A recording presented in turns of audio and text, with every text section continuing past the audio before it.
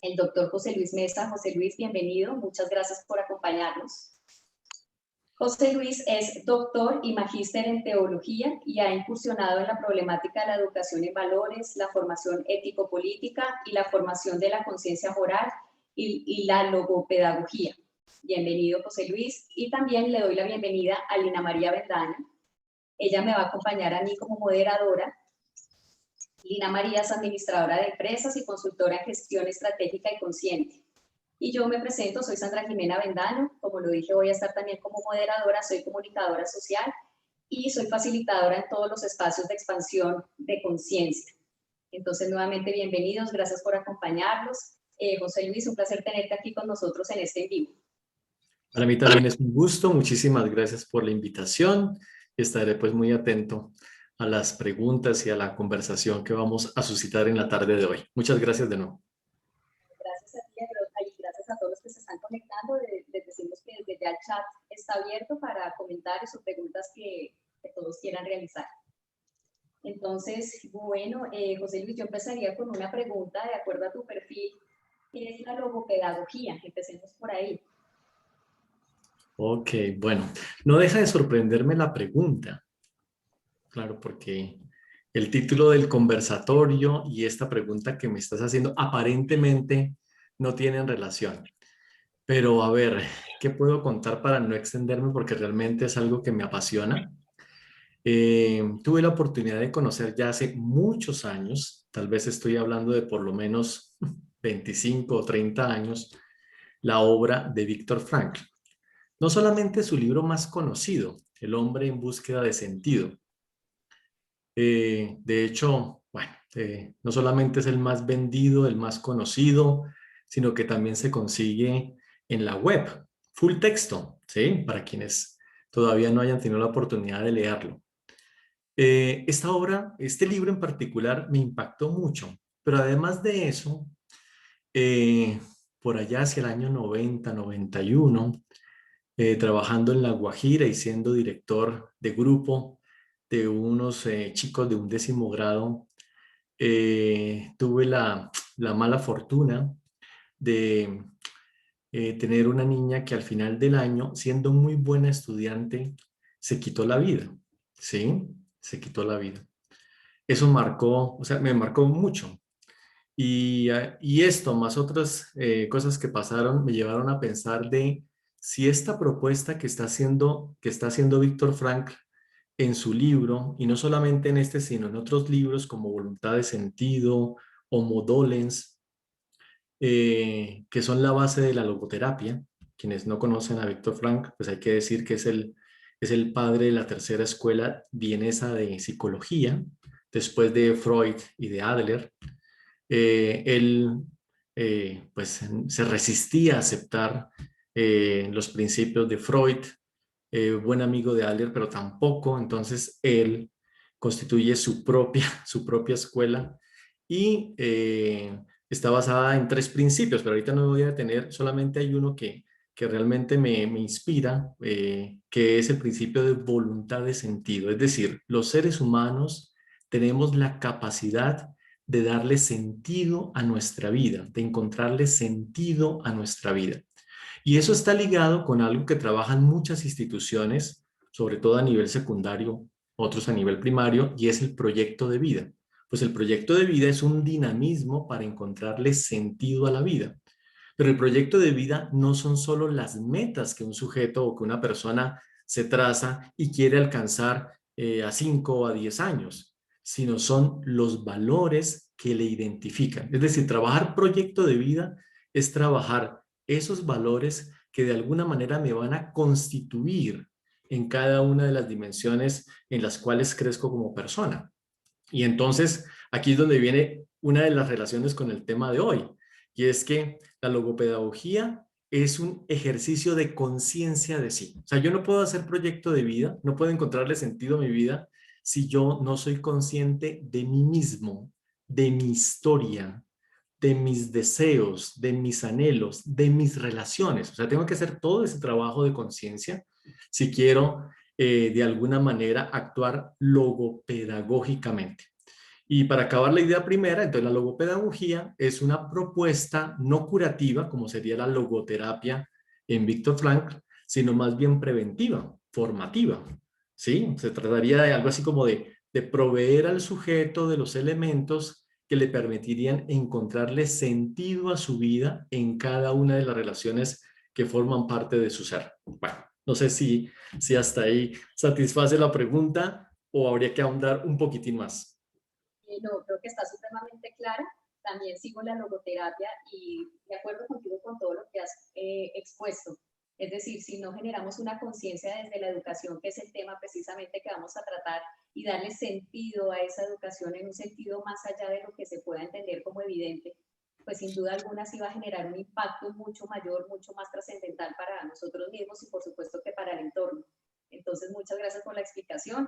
Obviamente ahí con Víctor Frank tenía sentido lo de la logoterapia, la logopedagogía, pero muchas gracias por ser tan preciso en la respuesta. Lo siguiente que quisiéramos hablar, José Luis, es, te voy a plantear una frase de un autor y tú, pues con base en esa frase, nos das tu opinión al respecto.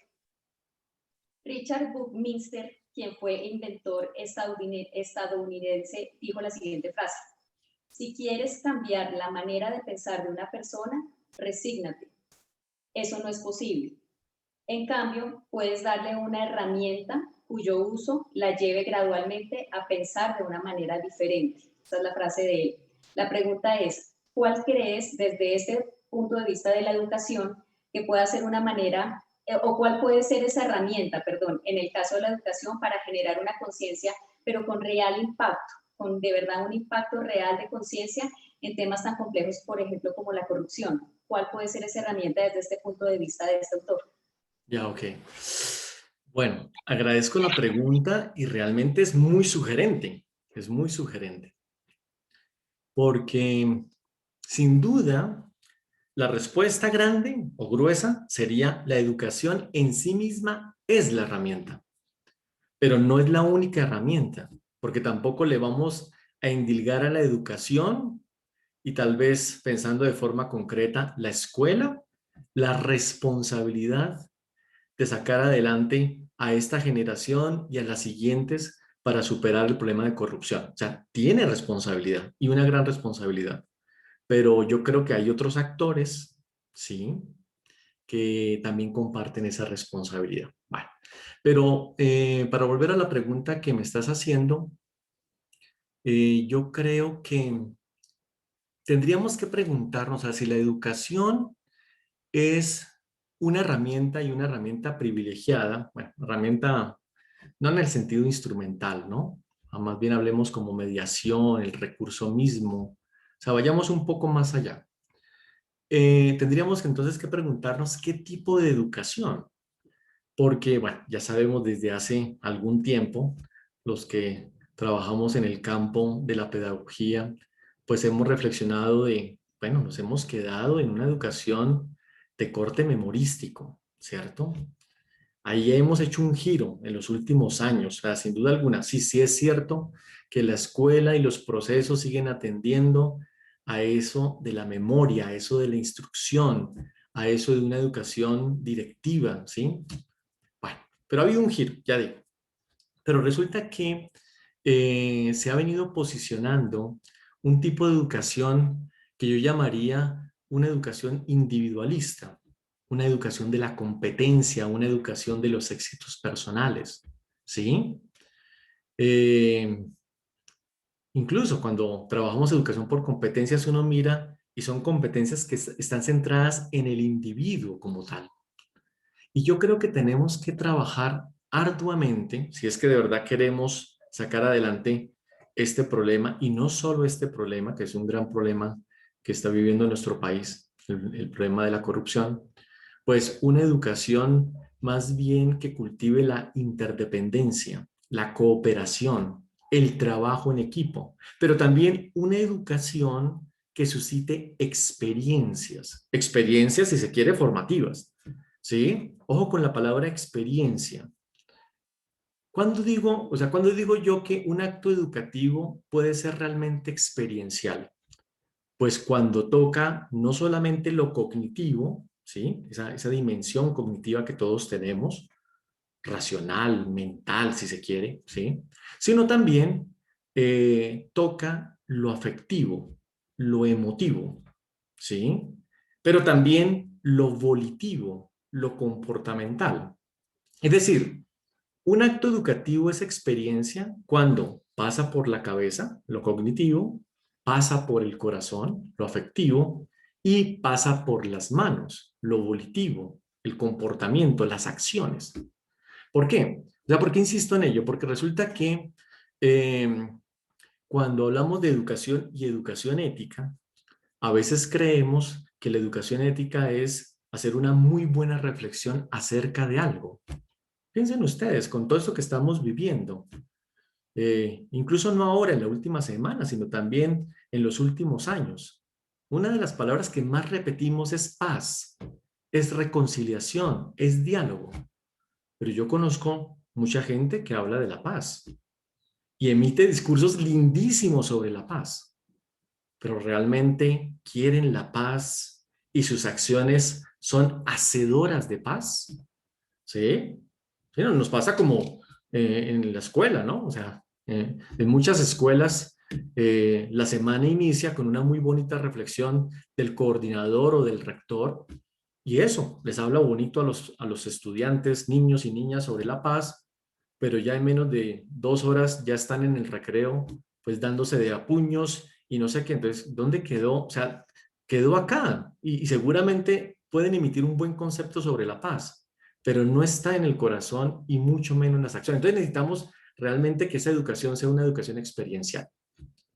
Y pues aquí es donde viene, a propósito también de la pregunta, y es que sí, o sea, la educación en general, no solamente la escuela, la educación, o sea, todos los que de alguna manera fungimos como educadores o formadores, pues tenemos una ardua tarea. Pues pensemos en Colombia y no solamente en la corrupción. Ese es un indicador. Colombia, no sé si ustedes saben, pero este año Transparencia Internacional ubicó a Colombia en el puesto 92 de 180. ¿Sí? Claro, a veces nos damos contentillo y decimos, bueno, pero es que no somos los más corruptos. Hay países más corruptos que nosotros. Y ya con eso, entonces, evitamos discutir el tema. Pero realmente nuestro país es un país muy corrupto. Bueno, y con todo esto que se suscitó y que hemos hablado de, bueno, si uno de los ítems de la reforma tributaria fuera el control de la evasión, de la corrupción misma, que está por el orden de los 50 billones anuales. ¿Qué piensen ustedes? No más si trabajáramos fuertemente eso de la corrupción, pues ahí está el dinero que se necesita, ¿sí o no? Porque se supone que la reforma le apuntaba a 23, 24 billones, pero son 50 los que cada año son robados a pequeña y a gran escala. Pero además de eso, nuestro país es un país inequitativo. Piensen ustedes en esta escala, la escala Gini, si no estoy, creo que se llama así, que se mueve entre 0 y 1, pues realmente la riqueza está concentrada en pocas manos. Piensen ustedes, es un país además muy violento. Piensen ustedes en las tasas que tenemos de desplazamiento, de homicidios, de feminicidios, ¿sí? Realmente es muy alta, ¿sí? Es violento. Y bueno, pues prueba de ello es esto lo que hemos visto en los últimos días, con una facilidad enorme le quitamos la vida a otra persona, ¿sí? Creyéndonos los buenos además, ¿no? Porque aquí tenemos esa tendencia, ¿no? Yo soy el bueno y aquellos son los malos y ya. Sí, no, entonces yo creo que hay que revisar este tipo de cosas. Todo esto tiene que ver con una educación ética y por lo tanto yo creo que ahí estaría la clave para hacer bueno, para hacer ese cambio que está proponiendo Buckminster, ¿no? Al que citaste en la pregunta, sí. Bueno. Sí, muchas gracias. Redondeando un poco tu respuesta y en lo cual estamos creo que completamente de acuerdo, te refieres más a esa educación integral, que precisamente no se quede en lo cognitivo, en lo racional, en lo lógico, no, pues ya entendí que la corrupción es mala, que la paz es lo ideal, que esto está bien, que esto está mal, que yo podría aportar de tal forma, pero sin duda alguna es desde la experiencia que yo puedo ya aprender estos conceptos que aprendí. Entonces, totalmente de acuerdo en que creo que esa herramienta que nombra el autor puede ser precisamente lo que dices, una educación integral que intervenga todo, porque de pronto puede haber docentes o puede haber instituciones o muchas personas que pueden pensar que no se puede salir de la línea de lo que es la educación, pero creo yo que al igual creo que es tu misma postura, si no integramos algo como el sentir, como las emociones, entonces nos estamos quedando cortos en la educación, porque evidentemente necesitamos de esto que también hace parte de nosotros los seres humanos para aplicarlo a la educación, a una educación consciente. Y creo yo que precisamente en temas como la corrupción, como lo que tú acabas de mencionar también, no basta con decir si está mal o bueno, por lo menos no somos los primeros, como dices tú, que es una postura muy, pues no sé cómo calificarla, pero que desafortunadamente se oye bastante, es sentir y experimentar realmente lo que implica quiénes son las víctimas o quiénes somos las víctimas de la corrupción y las consecuencias tan nefastas que tiene, y desde esa experiencia puede que sea la herramienta. Entonces, muchas gracias por tu respuesta, con la cual concuerdo totalmente que si no se visualiza esas consecuencias de lo que implica para una persona, para un entorno, para un país, pues difícilmente voy a tratar de generar conciencia de que mi acto no solamente afecta a unas cuantas personas, sino toda la cantidad de mal, ¿no?, que realmente se hace con esto. Entonces, de acuerdo con que una educación integral que precisamente toque todos los aspectos que tenemos como seres humanos puede ser un buen camino. Muchas gracias. Bueno, muy buenas tardes para todos. Me alegra mucho saludarlos. Espero que se encuentren muy bien. José Luis, qué gusto tenerte acá. Recordarles a nuestros participantes que pueden en el chat, a través del chat, hacernos preguntas, aprovechar este invitado de lujo que tenemos para poder conocer un poquito más allá. Estaba escuchando, José Luis, muy atentamente lo que estabas diciendo, pues desde la primera pregunta, y hay un tema que a mí personalmente me gusta mucho, que es el tema del liderazgo consciente. Tuve la fortuna de hacer una formación en liderazgo consciente y me encanta, o sea, acá lo lindo de este conversatorio es que temas, por ejemplo, también desde la perspectiva, como una simple cosa, y a mí me encanta saber de dónde vienen las cosas, podemos tener esas diferentes miradas. Entonces, de la parte de liderazgo consciente quería como complementar o rescatar ese tema de autoconocimiento que tú estabas mencionando. Hay una frase también que me encanta, dice, para poder liderar a los demás, primero debo liderarme a mí mismo. Entonces quería como acompañar lo que estabas diciendo, que estoy totalmente de acuerdo, y esa parte de autoconocimiento que es como la principal diferencia frente al tema de liderazgo tradicional, por decirlo así. Frente a la segunda pregunta que estabas diciendo, es increíble, comparto totalmente el tema de las cifras que estábamos hablando, y buscando hace poco para un trabajo en Ecuador, una cifra que me llamó también mucho la atención es que Naciones Unidas dice que el nivel de corrupción, no solamente en Colombia, sino en el mundo, estaba calculado aproximadamente en el 5% del PIB mundial. Entonces, como que veamos las cifras, lo que tú estabas diciendo, el tema de la situación que estamos actualmente, siempre a veces, y por eso también temas tan importantes como el tema de perspectiva, cómo podemos darle diferentes miradas, diferentes ópticas a un mismo tema. A veces en estos temas siempre es cómo pongo más impuestos, cómo voy más allá, pero no vemos el otro lado. Entonces, la invitación no solamente en estos temas, sino todo, en la vida personal y vida laboral podamos manejar y ver esa perspectiva. Y la parte de conciencia, quedarnos también no solamente en la parte de bien o mal, sino siempre llevarla a un tema reflexivo. Entonces, en esa línea, José Luis, quería preguntarte, ¿por qué crees que a pesar de que temas como la ética y los valores que están incluidos en la educación, aún persiste en Colombia una falta de conciencia colectiva que puedan, por ejemplo, combatir con la corrupción? Ahí como con esa línea, pero en el mundo empresarial también nos hacen muchos llamados de qué pasa con el tema de ética y valores. Claro. Bueno, igualmente una pregunta gruesa que no admite una única respuesta, ¿sí? O sea, así al rompe yo diría que no basta con tener una asignatura de ética. Estoy pensando en la escuela. Piensen ustedes en los currículos, los planes de estudio de primaria, secundaria, a nivel universitario. De hecho, yo soy profesor de ética en 3 especializaciones de la Facultad de Ingeniería en la Javeriana. Ahí tienen ética de la construcción, por ejemplo, y otras. Y eso está bien, o sea, yo no estoy diciendo que no debería haber esos espacios, claro que debería haber esos espacios dentro del plan de estudios. Pero bueno, yo ahí también tengo una crítica, y es que sabemos que en el imaginario de quien diseña esos planes de estudio, incluso la misma educación cae en la trampa de considerar unos saberes duros de primera categoría y unos saberes blandos o de segunda categoría. Y entonces en los de segunda categoría, pues ya se podrán imaginar, pues entra la ética, la filosofía, las artes, la educación religiosa. En los saberes duros, pues la matemática, la química, la biología, ¿cierto? Eso es. Y por lo tanto eso se refleja incluso en las intensidades. Yo voy a ver un plan de estudios, sin temor a equivocarme, matemáticas, 6 horas a la semana, 8 horas a la semana. Ética, 1 hora a la semana y ojalá el viernes, última hora, cuando ya los chicos están cansados y en donde a esa hora entonces el acto cultural u otra actividad y al final se enreda.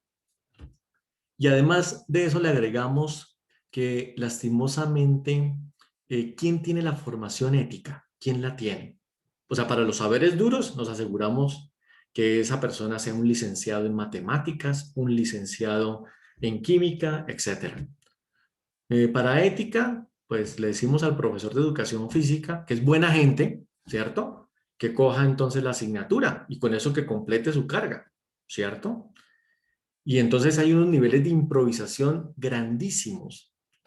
Entonces yo digo, y se lo digo a mis estudiantes, incluso a los maestros que están en formación, les digo que yo tengo una hipótesis y es que en los últimos 50 años, o mejor, la formación ética y axiológica o valores, la formación moral de los últimos 50 años ha sido un fracaso. Y vuelvo otra vez a remitirme a los indicadores, porque va uno a ver, ¿y quiénes son los que están liderando los actos de corrupción? ¿Quiénes son los que están evadiendo impuestos? ¿Quiénes son los que cometen actos violentos? ¿Quiénes son los que están depredando nuestra naturaleza? ¿Sí? Que también con una facilidad enorme acaban con hectáreas de bosque nativo diariamente o contaminan un río porque es que ahí hay una mina de oro ilegal o ilegalmente también, o sea, van en contra de la vida, de la armonía, en contra de todo lo que ustedes quieran. Uno va a ver y seguro que pasaron por la escuela, seguro, ¿cierto? Seguro estuvieron. Seguro incluso, a propósito de un país tan religioso como el nuestro, seguro que tuvieron que aprenderse los 10 mandamientos, ¿cierto? Y entonces uno dice, bueno, y si esta gente se aprendió el mandamiento de no matarás, no robarás, no dirás mentiras, ¿por qué pasa lo que pasa? Pues porque no lo aprendieron. Fue la lección que tuvieron que dar para que pudieran, pues, o qué sé yo, recibir la primera comunión o pasar la clase de religión o la clase de moral, no lo sé.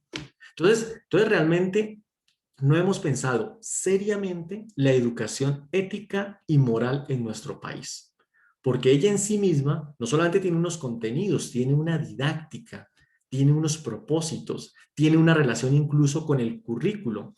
Y entonces yo creo que mientras no tomemos en serio la ética, este país no será diferente. O sea, la ética no puede ser la costura, la asignatura de costura que todo el mundo pasa. Entonces uno dice, pero bueno, y si hemos aprobado la clase de ética y todos a nivel primario, secundario y terciario, ¿por qué estamos donde estamos? ¿Cierto? ¿Por qué? ¿Sí? ¿Por qué seguimos en un país en donde está, por ejemplo, mire, por ejemplo, nuestra cultura, que tiene unos valores bellísimos, pero también tiene unos antivalores, y sin embargo los cultivamos y los promovemos como el avivatazgo, piensen ustedes, ¿no? O sea, nuestra cultura premia el avivatazgo, o la viveza, decimos, ¿no? La viveza. Eso tradúzcalo en la ley de la papaya. A papaya puesta, papaya rajada. Aprovechar cualquier papayazo. Y eso tiene que ver con clientelismos, gamonalismos, amiguismos, ¿sí? La vía del atajo, ¿cierto? O sea, nosotros cuando queremos algo, miramos, y entonces, ¿quién me puede ayudar? ¿A quién tengo yo de amigo en tal institución para que me ayude a ingresar o que ayude a ingresar a mi hijo? Pero no por la vía del mérito, no por la vía legítima, sino por la otra vía, la vía del atajo. Y entonces premiamos y claro, No, pero usted es muy bobo. ¿Usted por qué no buscó a ver quién estaba amigo suyo, conocido suyo, para que le ayudara? ¿Cierto? O cuando el chico llega a casa, bueno, ahora que estamos en educación remota, pues creo que se ha presentado mucho menos, pero un chico que llega a la casa con algo que no es de él, una cartuchera de colores, una calculadora, un celular. Uno como papá, uy, buena, chino. Oiga, no, súper bien, porque es que lo que uno se encuentra es de uno. Tenemos también ese imaginario, ¿no? Lo que uno se encuentra es de uno. Bueno, alguien decía, que ahorita no recuerdo si era Bernardo Toro, quien fuera incluso decano de la Facultad de Educación tiempo atrás en la Javeriana, ¿no? Él decía, yo creo que nos quedó en el inconsciente colectivo, ese mandato español que un buen día, por allá en 1492, se encontraron un continente y se lo adueñaron. Y de ahí en adelante, entonces, lo que yo me encuentro es de uno, es mío, ¿cierto? Cuando no, espere, la cosa no es así. Eso tiene un propietario. Y si tiene un propietario, lo que yo debería hacer es que eso regrese a su propietario. Y eso a gran escala se ve, por ejemplo, bueno, está circulando un video ahora de Gustavo Bolívar. Realmente es un video muy agudo, pero piensen ustedes en estos señores que un buen día llegan a esa finca del pequeño campesino y le dicen, me gusta su finca, me la vende, no, no la vendo, ah, bueno, tiene 24 horas para salir de aquí. Y si no, se muere. Y sale, claro, tiene porque pues, va a salvar su vida y ya. Y esa es la manera como nos apropiamos de, de la propiedad del otro. O sea, sí, de una manera que va en contra de todos los valores. Y tiene que ver con esto que decía, no tiene que ver con una formación ética, una formación en valores que realmente le apueste a respetar la vida. Y toda clase de vida, ¿no? Porque no hay vidas de primera o vidas de segunda. ¿Sí? La vida de la naturaleza, por ejemplo, también, ¿sí? Eso es. Una clase de ética que nos ayuda a ser mucho más justos, más equitativos, más solidarios, que podamos incluso aceptar la diferencia, pero aceptarla de verdad, porque este país es un país realmente diverso, ¿sí? Pero entonces, ese que no piensa como yo, ese que no piensa como yo, ese que no cree como yo, ese que no es como yo, porque es que es de otro partido político, es de otra etnia, es de otra orientación sexual, es de otra, lo que sea, entonces yo con él no me meto, yo con él no trabajo en conjunto, ¿cierto? Y lo hemos visto también en estos días, el que se opone a mí es mi enemigo, pero no soy capaz de dialogar con el que hace oposición, porque el que hace oposición me ayuda a crecer. Pero aquí no, aquí es, no, yo trabajo con mis amigos, con los que hacen coalición conmigo. Y no solamente a nivel político, a nivel social, a nivel cultural, a nivel económico, a nivel religioso. Entonces, ahí tenemos una tarea enorme. Y frente a esto, yo no sé si me estoy alargando mucho, pero es que la pregunta, con el profesor Gabriel Suárez, un colega también de la Facultad de Teología, hace ya algunos años hicimos no una investigación, casi 30 investigaciones a nivel de posgrado con la ayuda de los estudiantes sobre el grado de desarrollo moral de los estudiantes de la universidad. Explico rápidamente de qué se trata para poder entender la gravedad del asunto. Por favor, claro que sí. Quienes conocen la teoría de Kohlberg, recuerdan Kohlberg, él estableció 6 estadios de desarrollo moral que están en 3 niveles, básicamente. El estructuralista como Piaget, ¿sí? O sea, Piaget también sabemos, él estableció su teoría de desarrollo cognitivo. Entonces, Kohlberg dijo, bueno, si hay unas etapas de desarrollo cognitivo, pues debe haber unas etapas de desarrollo moral. Y así, grosso modo, pues dijo, pues hay un nivel preconvencional que se mueve por el castigo y la recompensa, si se quiere es la moral infantil, que se da entre los 2 y los 7 años. Después estaría una moral convencional, que es la moral de las normas, de la socionomía, si se quiere, que está entre los 7 y los 14, 15 años. Y después el último nivel, que sería el postconvencional, que es la moralidad de la autonomía, de los principios, del contrato social, ¿cierto? Bueno, entonces hemos hecho estas investigaciones para ver qué pasaba con nuestros estudiantes de universidad. Y ojo, si retienen las edades que acabé de decir, uno esperaría que los chicos universitarios, por su edad, estuviesen en el último nivel, ¿sí? El postconvencional, la autonomía. y encontramos, utilizando un test, el de James Rest, que es un test pues, estandarizado y con un alto nivel de confiabilidad, que ellos se ubicaban en estadio 2 y estadio 3. Es decir, o moral preconvencional, o sea, su moralidad era una moralidad de premio y castigo, recompensa y castigo, o una moralidad de apenas respeto por las normas, pero pensando incluso en cómo transgredir las normas.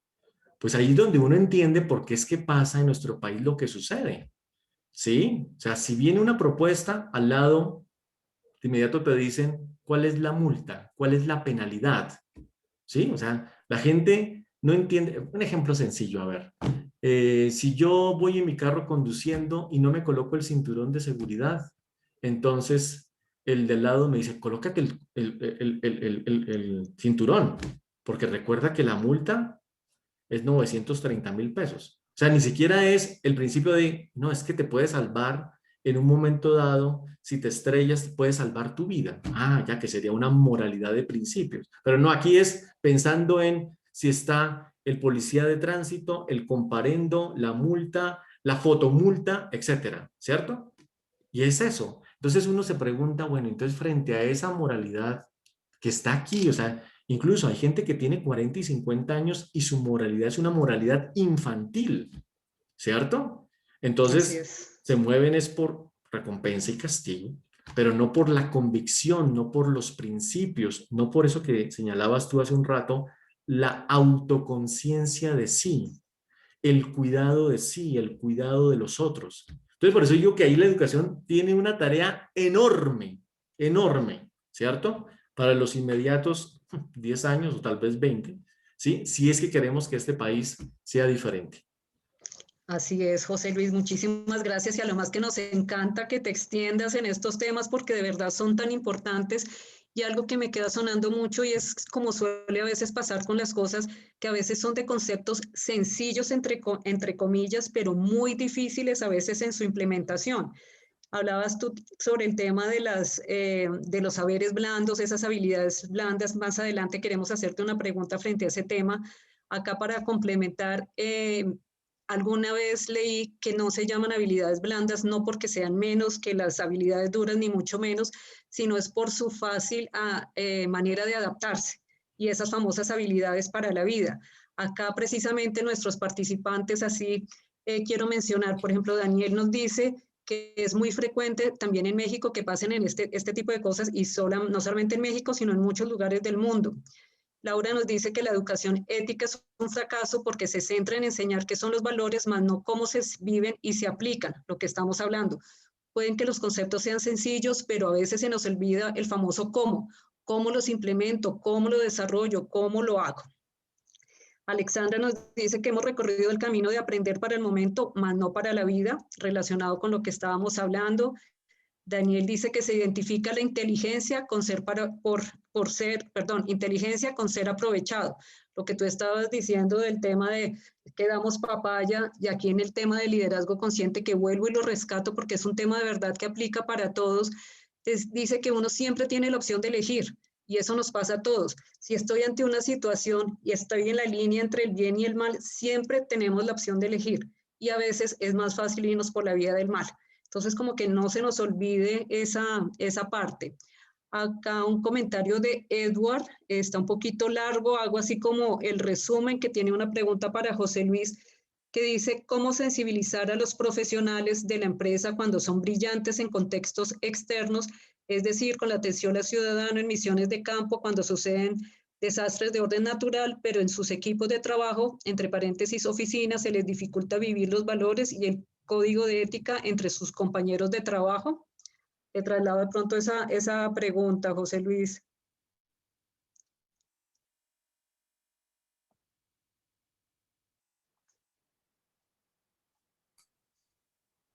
Sí, sí, muy buena pregunta la de este participante, también sugerente, porque tiene que ver con lo que yo llamo la antropología moral, que está ligada, por supuesto, a la psicología y a la psicología moral.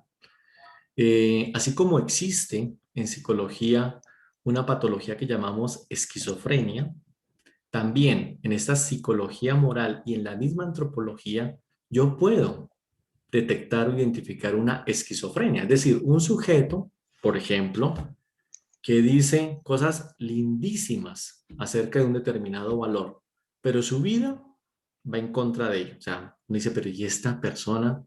¿Cierto? Bueno, ¿cómo así? Pero hace un rato no estaba promulgando por el diálogo y mírelo, tan patán, ni siquiera fue capaz de escuchar a sus propios compañeros de trabajo o a sus propios hijos en su familia, etcétera. ¿Cierto? Eso es. Eh, bueno, tal vez diría mi hija, esa bipolaridad, ¿no? O sea, esa bipolaridad, esa doble vida, ese juego, ¿sí? De unas personas que se muestran probos, transparentes, tienen una imagen construida, bueno, tal vez con esfuerzo o sin esfuerzo, lo que sea, pero realmente uno va a ver y su vida es un desastre. Y tal vez su vida privada, porque la otra cosa, y eso también lo trabajo con mis estudiantes, yo creo que nos ha hecho mucho mal pensar en que existe una ética de lo público y una ética de lo privado, ¿cierto? Eso es. Entonces, como pensando que de la puerta de mi casa hacia adentro, yo puedo actuar como me venga en gana, puedo pensar como me venga en gana, etcétera. Y de la puerta hacia afuera, de otra manera, ¿sí? Y yo creo que eso es patológico. O sea, ¿cómo así? O sea, que yo en mi casa puedo ser un pervertido, ¿sí? Pues no solamente sexual, pervertido de otras maneras, pero hacia afuera, entonces me muestro de una forma ética o moral. O sea, no, ahí hay algo raro. O sea, realmente no. Sí, o sea, necesitamos es un sujeto que realmente haya integrado la ética en toda su vida. Y eso tiene que ver en su vida personal, su vida familiar, su vida laboral, su vida social, su vida religiosa, ¿sí? Porque esa es la otra. Vuelvo otra vez.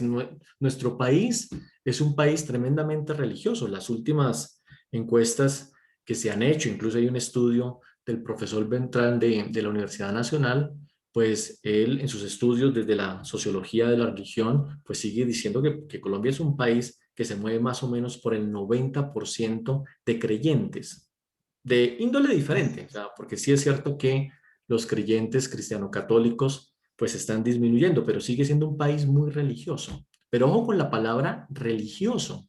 Si yo digo religioso, es porque ese sujeto está religado. ¿Y está religado a qué? Pues no solamente a Dios, o el trascendente, o el misterio, ¿cierto? Sino que también está religado a los otros y está religado a la naturaleza, a la creación, ¿sí? Porque forma parte de ella. Entonces yo no puedo decir que soy religioso, perdónenme la palabra, siendo una porquería con el otro o con la naturaleza, convirtiendo, como dice el Papa Francisco, nuestra casa común en un gran botadero de basura, de porquería, ¿no?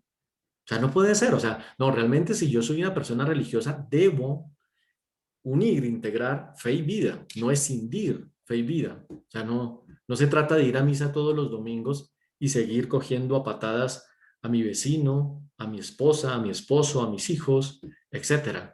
O robándome los materiales de mi empresa, o trampeando en la institución de la cual formo parte, o haciendo invivible la relación con mis vecinos, etcétera. No, tiene que notarse. Ahí es donde tenemos ese trabajo que ya decía un rato, pero sí, o sea, esto que nos ha colocado, creo que dijiste, Daniel, en el chat, es algo que también tendríamos que trabajar. O sea, la clase de ética tendría que confrontar al sujeto en su interioridad, si se quiere, y hacer un proceso de concienciación, tal vez en el sentido más freiriano de la palabra, para que ese sujeto, dándose cuenta de dónde está, pueda él mismo caminar y crecer hacia ese ser más, hacia ese sujeto ético que ya he mencionado, tal vez desde la segunda o tercera pregunta.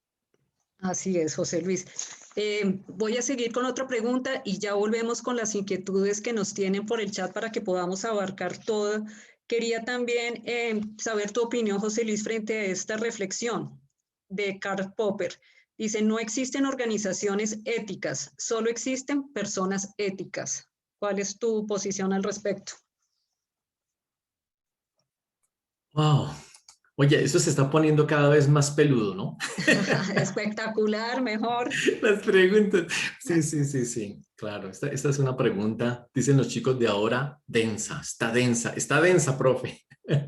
Sí, Una dice, pregunta mi hija densa, dice, sí. hay que saberlo pilotear. Bueno, oye, yo creo que Popper tiene razón si estamos pensando que una organización es una abstracción, es un término abstracto, pero no la tiene si caemos en cuenta que las organizaciones están constituidas por sujetos, por personas. Bueno, de hecho, una organización es un sujeto colectivo. Pero ojo, una organización no es solamente el cúmulo de personas. O sea, por el hecho de que yo coja 4 o 5 personas y las junte en un espacio físico, ya tengo una organización. No, no, se supone que ese conjunto de personas, sean 4, 20, 1000 o 20,000, deberían tener un propósito común. Y por eso las organizaciones plantean su visión, su misión, sus valores corporativos, incluso su código de ética. Bueno, ustedes lo saben, ahorita mismo pues estamos organizando por tercera vez consecutiva un diplomado para los funcionarios de la DIAN. La DIAN, por favor, es una institución macro de suma importancia en la vida de nuestro país y ellos están empeñados en trabajar el tema de la ética, la transparencia, la corrupción, el tema del talante del servidor público, ¿sí? Y nos han informado en una reunión que tuvimos hace muy poco que tienen un nuevo código de ética. Pues uno dice, bueno, y el anterior no es que fuera malo, porque de hecho lo estuvimos trabajando en el diplomado del 2020 y el 2019. Bueno, ¿qué es lo que hace que una empresa, organización o institución se repiense, ojo, como organización y establezca un nuevo código de ética? Pues es eso, es que las personas que forman parte de la organización comulguen, vibren, diríamos, ¿no? Vibren con ese código para que podamos jalonar todos en el mismo sentido, todos para el mismo lado.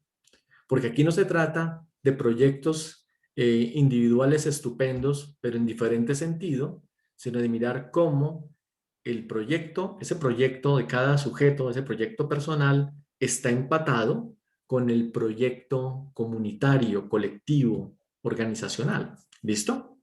Exacto. Entonces, ahí es donde entonces las organizaciones sí son éticas, porque tienen que ver con cómo establecemos esos propósitos comunes, cómo establecemos esas relaciones de los que forman parte de esa organización, pero cómo hacemos para que el ambiente mismo de la organización, la comunicación que se da al interior, las decisiones que se toman y que afectan al interno de la organización, pero también la organización hacia afuera, realmente todo ello tenga ese espíritu ético. Entonces, Popper tiene razón, las personas, si son éticas, van a permitir o van a promover que esa organización logre ese cometido. Pero también lo contrario, una una organización ética, sea pequeña o sea grande, pensemos en una empresa, pensemos en la universidad. Pues no estoy hablando de la Javeriana, pero bueno, pero también la Javeriana, ¿no? ¿Sí? Si una universidad tiene un modus, o sea, tienen sí, un modus vivendi, una manera de vivir que esté caracterizada por la ética, una persona que llega y no está acostumbrada, pues ella, así no le den la lección, ¿sí? La lección de venga, sentémonos y leas estos documentos, sino al ver cómo actúa la universidad, quiere decir los directivos, los pares, las enunciaciones que hace la misma universidad, o aprende, esta universidad tiene algo que yo no conocía. Entonces, doy el ejemplo de la Javeriana. Para la Javeriana es muy importante los consensos, ¿sí? Antes de tomar, digamos, una decisión como tal, es importante hacer las consultas y ojalá llegar a consensos. Eso forma parte de la vida. Hay otras universidades en donde no. El directivo, muy inteligente, dice, esto es lo que hay que hacer y punto, y es lo que se hace. Pues son formas de administrar, de gestionar, de liderar, etcétera.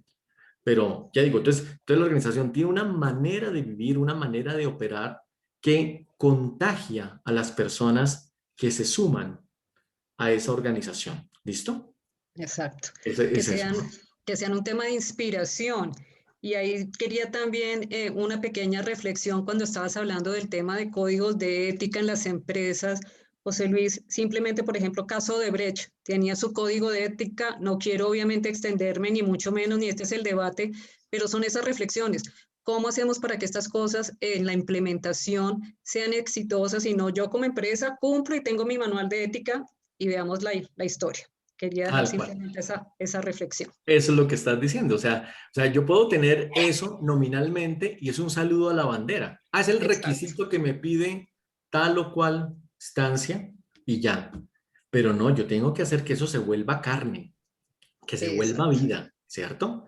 Y por eso si vuelvo al ejemplo de la DIAN, ustedes saben, la DIAN hizo una convocatoria y ahorita hay un relevo generacional muy fuerte. Más de 2.000 funcionarios han sido contratados o están siendo contratados del año anterior a este año. Y entonces lo que la DIAN quiere es que estas personas realmente vibren, respiren, se permeen de esta manera de ser de la institución. ¿Listo? Es eso. Y eso es lo que tendría que hacer, o sea, pero no basta un diplomado, por supuesto. Es necesario Eso. hacer muchas más cosas para que ocurra eso, ¿cierto? Sí, porque eso Así no, es. pues, no estamos diciendo pues entonces ahora que ya pues con hacer un curso o un diplomado, entonces Varita ya no. mágica. Sí, sí, exactamente. Es muy importante el ambiente, es muy importante, ahorita cité al profesor Gabriel Suárez y él es defensor de esa propuesta de generar un ambiente ético a pequeña o gran escala. Piensen ustedes en las familias, o sea, todos los que están participando aquí en este conversatorio, que se han conectado. Por ejemplo, piensen, su familia, pequeña o grande, tiene un ambiente ético, ¿sí? Y he dado ejemplos, pero por ejemplo, frente a un problema, la familia se reúne, dialogan, consideran las variables que están jugando y toman una decisión colectiva, o el que manda en la casa, sea el papá o la mamá, dice, no, aquí se hace esto porque aquí el que manda soy yo y ustedes acatan. Ah, ese es otro ambiente. Entonces el chico aprende de que no, pues el que tiene el poder tiene la razón y yo lo que tengo que hacer es obedecer, ¿cierto? Pues ahí no estamos Eso. cultivando el sujeto ético, autónomo, inteligente, crítico, que es capaz de aportar, de construir, ¿no? Pues que a mí me tienen que decir lo que yo tengo que hacer y a eso me acostumbré en casa. Lo mismo en las empresas, igual, ¿no? Entonces, tendríamos que mirar eso. ¿Cuál es el ambiente que está en esos contextos, microcontextos de los cuales formamos parte para saber si sí o si no? ¿Sí? Bueno. Gracias. Perdón, quería seguir complementando por cuestiones de tiempo y no quiero perderme la oportunidad de tener aquí a José Luis y expandernos en el tema de las habilidades esenciales que mencionaba Lina. Y creo que va un poco acorde, resumiendo un poco lo que nos han compartido en el chat los participantes, que muchos lo mismo han mencionado, pues que todo en un libro de ética suena muy bonito, pero de ahí a la práctica y se vuelve como un tema de lo mismo, hasta qué punto pues la clase está, pero pues no, lo que hablamos desde el comienzo no se aprende, o sea, no se integra. Hemos tenido la percepción, no sé si tú la compartas, José Luis, de que el tema de las habilidades blandas o esenciales a veces se subestima. Sí, es como que lo primero acá es lo técnico. Yo necesito que este trabajador, en el caso de las organizaciones o en el caso de los colegios, de la educación, también primero, pues necesito que sea un duro en las matemáticas, necesito que este trabajador sea un duro en tal para manejar la máquina. Eso es lo que me interesa, porque yo necesito que la persona sepa manejarlo y necesito resultados por las utilidades, etc. Pero volviendo al tema de la conciencia, ¿sí? Recordar que ese trabajador, detrás de él hay un ser humano con todas sus complejidades, con sus sombras, que es lo que nos cuesta integrar precisamente, y creo que al negarlas es donde más salen estos temas de corrupción y de todo esto, en vez de aceptarlas e integrarlas.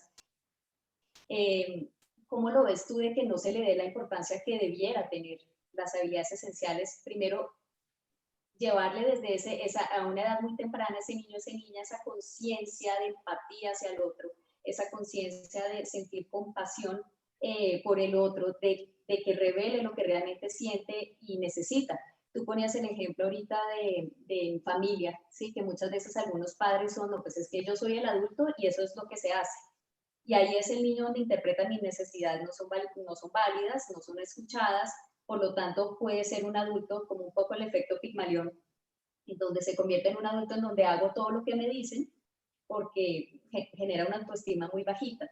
Y desde ahí puede ser que la trampa de temas antiéticos como la corrupción le sean más fácil de caer en ellos. Puede ser, no sé, tú me complementas, porque no genera un empoderamiento de sí, no genera un empoderamiento de su ser, ¿sí? Que para nosotras eso es lo esencial, antes que cualquier tema técnico, tema de aprender cognitivamente, que eso viene en el camino, es formar a esa persona o ese trabajador que detrás de eso, de quien maneja esa máquina que tanto te importa, está un ser humano. Y si al ser humano no le importa la máquina ni el trabajo, pues igual no te va, entre comillas, a servir. Entonces, ¿cómo es importante ver siempre el ser humano que hay en todas las personas que nos rodean, que a veces definitivamente se nos olvida? Pues pensamos que a veces son una extensión de la máquina o simplemente lo tengo ahí pues porque para eso le pago. ¿Qué sientes tú o qué piensas, o si compartes nuestra perspectiva de la importancia de las habilidades esenciales en todo tipo de educación? Absolutamente, Sandra, absolutamente sí. Bueno, claro que quisiera dar dos respuestas a la pregunta. A ver, la primera, ¿qué habilidades esenciales? ¿Qué habilidades? Porque tú has hecho una buena descripción y con esas comulgo. Pero cuando yo digo habilidades esenciales, todos estamos pensando en las mismas. Por ejemplo, hagan, si quieren, el rastreo en Google y coloquen habilidades esenciales. Y con toda seguridad van a encontrar algunas páginas que le apuestan a la creatividad, a la innovación, al razonamiento cuantitativo, el pensamiento lógico. O sea, suenan muy cognitivas, ¿no? Suenan como muy de la cabeza, por un lado. Y segundo, suenan muy individuales, o mejor, individualistas. Sin embargo, hay otros que han pensado las habilidades esenciales como habilidades para la vida. Autoconocimiento, comunicación asertiva, la empatía, relaciones interpersonales, el manejo de conflictos, el saber tomar decisiones, pero no de forma individual, sino de forma colectiva, dialogal, ¿sí? Ah, es así, claro.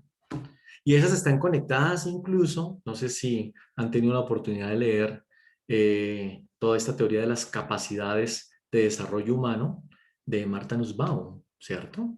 Que o sea, va más allá incluso de la noción de competencia, porque sí, ya dije hace un rato que la competencia pues tiene una noción bastante instrumental, ¿sí? En cambio, cuando hablamos de capacidad, estamos implicando todo el sujeto, no solamente el saber hacer en contexto, sino también el saber pensar, el saber sentir, el saber convivir, el saber amar. Alguien colocaba ahorita, alcancé a ver ahí una notica ahí por el chat, ¿no? El amor propio, también el amor por los demás, ¿cierto? ¿Sí?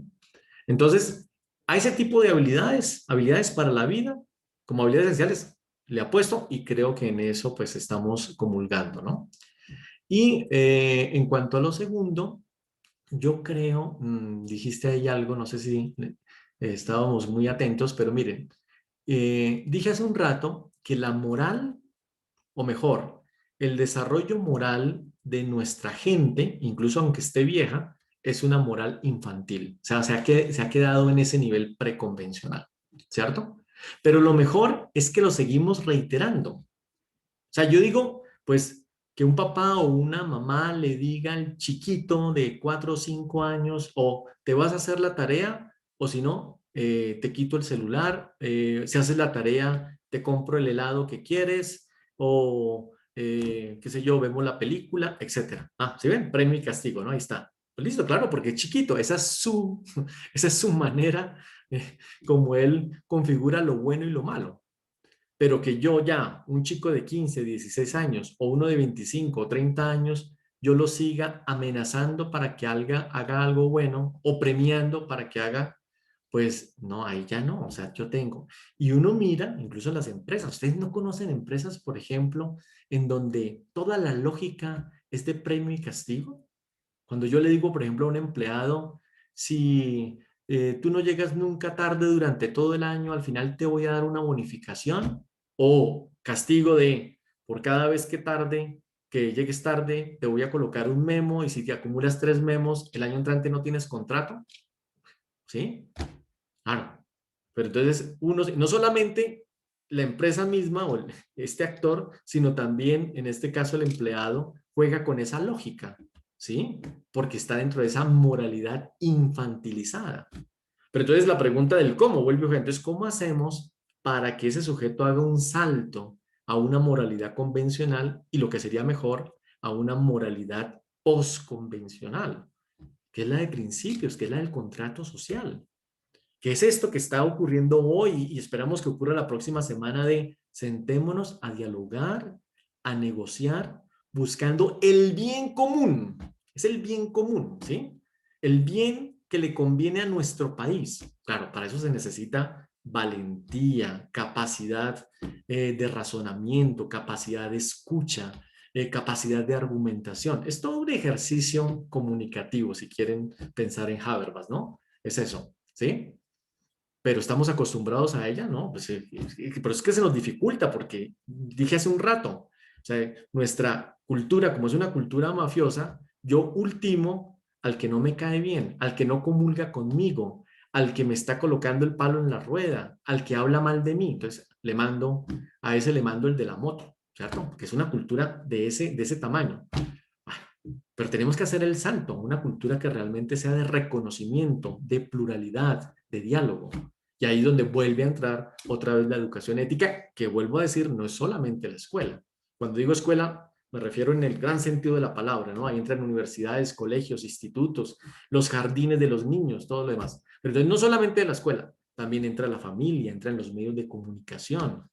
¿No? Otra vez hubo una discusión muy interesante con un profesor de la Facultad de Comunicación y él decía que los medios de comunicación no están para formar, sino para informar. Pues mucho me temo que no. Los medios de comunicación también influyen porque hay un mensaje que ellos están comunicando y que tiene que ver con esto, con los valores, con la eticidad de las actuaciones, etcétera. Bueno, creo que otra vez me extendí, qué pena. Está súper.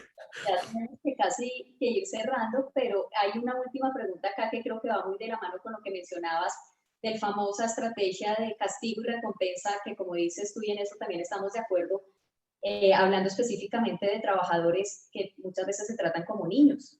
Tienes que tal cosa, a tal hora, bueno, puedes ir al baño, bueno, esta es la hora del refrigerio cuando estábamos en lo presencial, pero aún todavía, ¿no? Como que no creo en tu capacidad, entonces tengo que decirte qué tienes que hacer. Y la falta de empoderar a las personas, a que crean en ellos mismos primero, y ahí sí, ¿no? Y escucharlos. Aquí la pregunta creo que unas herramientas te están preguntando para llegar a los equipos de trabajo con el fin de que cumplan la misión encomendada, maximizando la posibilidad de éxito cuando las personas tienen diferentes conceptos, pero creo yo que también va encaminado un poco a eso lo que hablábamos, y creo que el tema de la conciencia, de una educación consciente, también va dirigida a ir más allá, a ver más allá de lo evidente, porque si apenas veo que es que el niño se portó mal y tiene su carita triste, pero no indago por qué se portó mal, qué le está pasando, qué siente.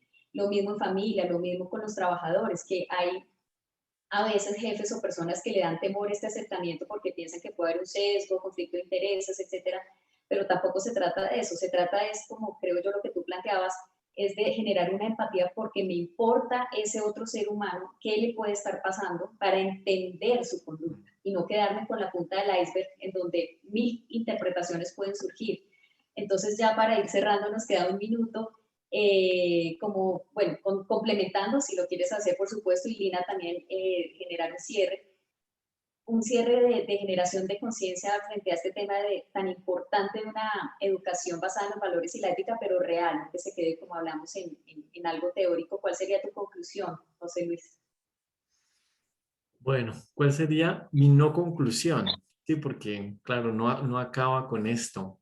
Yo creo que, a ver, si este conversatorio dejó cierto nivel de inquietud en los participantes, y seguimos leyendo, seguimos reflexionando, seguimos preguntándonos, pues logró su propósito, ¿sí? Porque aquí no se trata pues de Magister Dixit, el profe dijo y así se hace, ¿no? Porque entonces otra vez volvemos a caer en lo que está. Yo creo que tenemos que construir conjuntamente.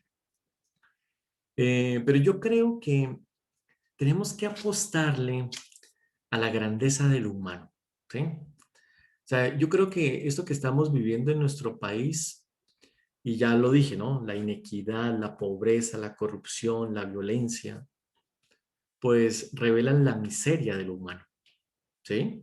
Y eso no significa que no haya gente haciendo lo contrario, que esté empeñada en hacer lo contrario. Conozco incluso chicos de la universidad, uno mira ciertos grupos juveniles realmente comprometidos con la defensa de la vida, por ejemplo, con la aceptación de ese otro que viene de provincia a una ciudad tan complicada como Bogotá, y entonces el acogimiento. Bueno, entonces el acoger al otro, eso tiene que ver con el cuidado. Y tal vez ahí remitiría, si buscan en la web, Mesa José Luis, ética del cuidado, aprender la ética del cuidado, incluso el artículo tiene un título más largo, aprender la ética del cuidado en un país en el cual nos estamos matando. Ese es creo que, bueno, ahí hay unas pistas del cómo, o sea, cómo se aprende la ética del cuidado. Bueno, ahí hay la base Snodins, esta psicóloga.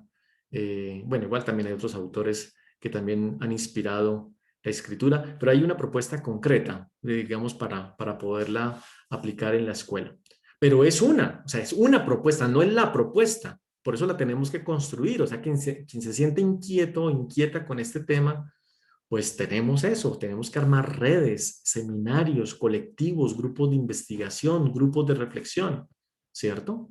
Para poder atinarle a esto y coger en serio la formación ética. Sí, o sea, lo digo y ahí acabo. Si no cogemos en serio la formación ética de nuestra gente, de las nuevas generaciones, este país no será diferente, no será diferente. Sí. Pues gracias de nuevo. Muchas gracias por la invitación. Espero haber dado algún aporte valioso a lo que ustedes querían y lo que esperaban escuchar o incluso interlocutar nuestros participantes. Creo que tienes el micrófono apagado, Sandra. Tienes el micrófono apagado. Ya, ahora sí era el audífono que se me había desconectado. No, que sin duda alguna, y muchísimas gracias a ti. Aquí los comentarios han sido bastante positivos y llenaste las expectativas. Siento yo que fue un espacio de bastante reflexión. No sé, Lina, si quieres redondear con otra conclusión, pero pues creo que mucho por aprender, mucho por reflexionar y sobre todo mucho por aplicar. No, darle las gracias a todos, nos quedamos muy cortos en tiempo, una cantidad de pronto de preguntas que se nos quedaron, nos están pidiendo datos de contacto o no sé si de pronto después podamos tener otro espacio porque ha sido tan enriquecedor, José Luis, como qué rico tomarnos este tiempo que lo damos como un regalo para todos, de que a veces dedicamos tiempo todo menos para este tipo de cosas, entonces una reflexión que se dé así en estas condiciones me encantó. Cierro con esta frase que dijiste, que apuesta por la grandeza del humano. Pienso que recoge absolutamente todo. Gracias a todos los participantes. Mandaremos igual los datos de contacto y agradecerles a todos por este espacio. Así es, pues a cada uno nuevamente gracias a la Universidad Javeriana por este espacio, a todos los que participaron. Mucha tela por seguir cortando y ojalá se abra otro espacio porque ha sido bien enriquecedor. Nuevamente gracias, José Luis, a todos por la invitación, por haber participado. En el chat, si lo permites, José Luis, no sé si podemos dejar acá tu correo. Claro, por supuesto. José Luis Mesa, como si fuera una sola palabra, @javeriana.edu.co. Sí, claro que sí, claro, por supuesto. Sí, vale, sí. ahí está sin duda, pues para seguir reflexionando. Y es la grandeza del ser humano, todo lo que somos capaces y hemos sido capaces a lo largo de la historia, y claro que podemos hacer cosas, seguir haciendo cosas maravillosas si nos centramos en lo esencial. Entonces, bueno, nuevamente muchísimas gracias, un abrazo para todos y nuevamente por haber participado en este espacio. Gracias, Lina, también, y a todos. No, muchas gracias, un abrazo para invitación. todos, feliz tarde. Bueno, gracias por su paciencia, también una feliz tarde. Cuídense. Gracias, Cuídense José mucho. Luis, lo mismo. Bueno. Muchas gracias.